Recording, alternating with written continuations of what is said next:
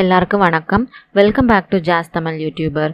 உங்களுக்கு ஆன்மீகம் சம்மந்தப்பட்ட தகவல்கள் பிடிக்கும் அப்படின்னா மறக்காமல் நம்ம சேனலை சப்ஸ்கிரைப் பண்ணிக்கோங்க. அப்படியே பக்கத்தில் இருக்க பெல் பட்டனும் ப்ரெஸ் பண்ணிக்கோங்க. இன்றைக்கி இந்த பதிவில் நம்ம பார்க்க போகிறது, நமக்கு இருக்கக்கூடிய கடன் பிரச்சனைகள் எல்லாம் முற்றிலுமாக நீங்கிறதுக்கு தேய்பிறை பஞ்சமி திதியில் நம்ம செய்ய வேண்டிய ஒரு சக்தி வாய்ந்த பரிகாரம் பற்றி தான் இன்றைக்கி இந்த பதிவில் நம்ம தெரிஞ்சுக்க போகிறோம். இப்போ வாங்க நம்ம பதிவுக்குள்ளார போயிடலாம். கடன் தீரத்துக்குன்னு பார்த்தீங்கன்னா நிறைய பரிகாரங்கள் இருக்குது. நானுமே நம்ம சேனலில் சொல்லியிருக்கேன்.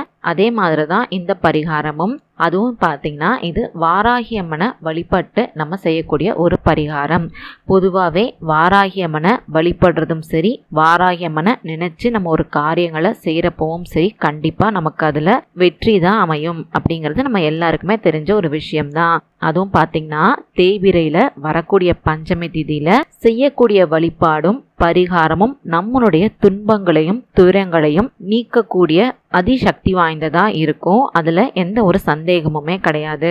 நாளைய தினம் பார்த்தீங்கன்னா சித்திரை மாசத்துல வரக்கூடிய தேய்பிறை பஞ்சமி திதி, அதாவது 28/4/2024 ஞாயிற்றுக்கிழமை அன்னைக்கு சித்திரை மாசத்துல வரக்கூடிய தேய்பிறை பஞ்சமி திதியானது வருது. இந்த நாள்ல நம்ம செய்யக்கூடிய இந்த கல்லுப்பு பரிகாரம் பார்த்தீங்கன்னா நமக்கு இருக்கக்கூடிய பிரச்சனைகள் எல்லாத்தையும் தீர்க்கக்கூடியதா அமையும்.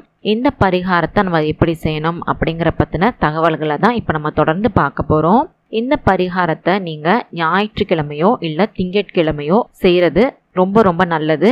நாளைய தினம் பார்த்தீங்கன்னா ஞாயிற்றுக்கிழமை, அதோடு சேர்ந்து இந்த தேய்பிறை பஞ்சமி வர்றது ரொம்ப ரொம்ப சிறப்பு. அதனால தான் இன்னைக்கு இந்த பதிவை நான் இங்கே தரேன். ஞாயிற்றுக்கிழமை செய்கிறதா இருக்கீங்க அப்படின்னா நாளைக்கு நைட்டு 7 மணிக்கு மேலே இதை நீங்கள் செய்யணும். திங்கட்கிழமை செய்றீங்க அப்படின்னா பஞ்சமி திதி பார்த்தீங்கன்னா ஞாயிற்றுக்கிழமை காலையில் 7:07க்கு ஆரம்பித்து திங்கட்கிழமை காலை 6-8 மணியோட பஞ்சமி திதியானது முடிஞ்சிருது. அப்போ நம்ம இதை ஞாயிற்றுக்கிழமை தான் செய்ய முடியும். அதனால் நாளைய தினமே எல்லாருமே இதை செய்ய பாருங்கள்.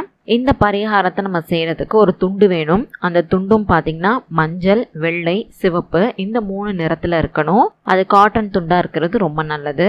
அதுக்கப்புறம் ஒரு சின்ன கண்ணாடி கிண்ணம் இதுக்கு தேவை. கண்ணாடி கிண்ணம் எடுத்துக்கிட்டிங்கன்னா அது ரொம்ப நல்லது. ஒருவேளை உங்ககிட்ட கண்ணாடி கிண்ணம் இல்லை அப்படிங்கிற பட்சத்தில் நீங்கள் மண்ணால் செய்யப்பட்ட கிண்ணம் கூட நீங்கள் இதுக்கு தாராளமாக பயன்படுத்திக்கலாம். அதே மாதிரி புதுசாக கல்லுப்பு ஒரு பாக்கெட் வாங்கிக்கோங்க.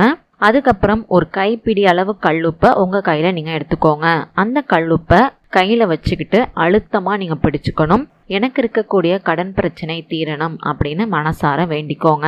மற்ற பிரச்சனைகள் எதுவாக இருந்தாலும் சரி அதுவும் தீரணும் அப்படின்னு வேண்டிக்கலாம். உங்களுக்கு என்ன மாதிரியான பிரச்சனைகள் இருந்தாலும் சரி அது தீரத்துக்கும் இந்த பரிகாரத்தை தாராளமாக பண்ணலாம். உங்களுக்கு இருக்கக்கூடிய எல்லா பிரச்சனைகளையும் நீங்கள் கண்டிப்பாக சொல்லக்கூடாது. ஏதாவது உங்களுக்கு இருக்கக்கூடிய ஒரு பிரச்சனைகளை மட்டுமே சொல்லி வழிபாடு செய்ய பாருங்க. அதுக்கப்புறம் அந்த கல்லுப்பை அந்த கிண்ணத்தில் போட்டுருங்க. அதே மாதிரி இன்னொரு கைப்பிடி கல்லுப்பு எடுத்துக்கோங்க. முதல்ல நம்ம வேண்டின அதே வேண்டுதலை இப்பயும் நீங்கள் திருப்பியும் வேண்டிக்கணும். அதுக்கப்புறம் உப்பை அந்த கிண்ணத்தில் போடுங்க. இதே மாதிரி நீங்கள் 3 முறை செய்யணும். ஒரு வாட்டி கல்லுப்பை கையில் எடுத்துக்கிட்டு நல்லா இறுக்கமாக பிடிச்சிக்கிட்டு உங்களுக்கு இருக்கக்கூடிய பிரச்சனைகள் அது எதுவாக இருந்தாலும் சரி அது தீரணும் அப்படின்னு வேண்டிக்கணும். அதை திருப்பியும் அந்த கிண்ணத்தில் போட்டணும். இதே மாதிரி நீங்கள் தொடர்ந்து 3 முறை செய்யுங்க. அதுக்கப்புறம் அந்த கல்லுப்பை உங்கள் பூஜை அறைக்கு கொண்டு போய் வச்சிடணும். அந்த கிண்ணத்தை நீங்கள் உங்கள் பூஜை அறையில் வச்சதுக்கப்புறம் அதே மாதிரி திரும்பவும் அந்த கல்லுப்பை 3 முறை கிண்ணத்திலேருந்து எடுத்து ஒவ்வொரு முறையும் உங்களுக்கு இருக்கக்கூடிய பிரச்சனைகள் எல்லாம் தீரணும் அப்படின்னு சொல்லி காட்டன் துண்டு வச்சிருக்கோம் இல்லையா, அந்த துண்டுல அதை அப்படியே வச்சு முடிச்சு மாதிரி கட்டிக்கோங்க. அதுக்கப்புறம் அந்த முடிச்ச பூஜை அறையில வச்சு வாராகி அம்மனை மனசார நினைச்சு உங்களுடைய பிரார்த்தனையை நீங்க செஞ்சு முடிச்சிருங்க. அந்த கல்லுப்பு பார்த்தீங்கன்னா உங்களுடைய பூஜை அறையிலேயே 3 நாட்கள் இருக்கட்டும். அதை வச்ச 3ஆவது நாள் அன்னைக்கு இதை நீங்கள் கொண்டுட்டு போய் ஓடக்கூடிய தண்ணீரில் போட்டுருங்க. இப்போ அடிக்கக்கூடிய வெயிலில் பார்த்தீங்கன்னா எந்த ஆற்றுலையுமே தண்ணீர் இல்லை, எந்த குளத்துலையுமே தண்ணீர் இல்லை. அதனால உங்கள் வீட்டு சிங்கை சுத்தம் பண்ணிட்டு டேப்பை திறந்து விட்டுட்டு அந்த கல்லுப்பை அதில் போட்டு நல்லா கரைச்சிருங்க. அதுக்கப்புறம் அந்த துணியை கொண்டுட்டு போய் கால் படாத இடத்துல போட்டுருங்க.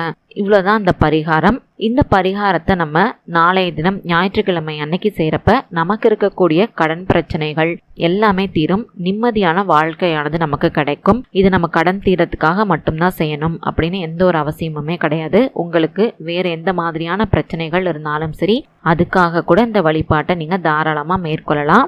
நான் எப்பொழுதுமே சொல்கிற மாதிரி தான், நம்பிக்கையோடு செய்யுங்க. கண்டிப்பாக நல்ல பலன்கள் உங்களுக்கு கிடைக்கும். உங்களுக்கு இந்த பதிவு பயனுள்ளதாக இருந்திருக்கும் அப்படின்னு நான் நம்புகிறேன். உங்களுக்கு இந்த பதிவு பிடிச்சிருந்துச்சுன்னா மறக்காமல் லைக் பண்ணி, ஷேர் பண்ணி, கமெண்ட் பண்ணுங்கள். அது மட்டும் இல்லாமல் உங்களுக்கு ஆன்மீகம் சம்மந்தப்பட்ட என்ன மாதிரியான பதிவுகள் வேணும் அப்படின்னு நினைக்கிறீங்களோ மறக்காமல் கீழே இருக்க கமெண்ட் பாக்ஸில் எனக்கு தெரியப்படுத்துங்க. அந்த மாதிரி பதிவுகளை வரக்கூடிய நாட்களில் நான் தரேன். நன்றி, வணக்கம்.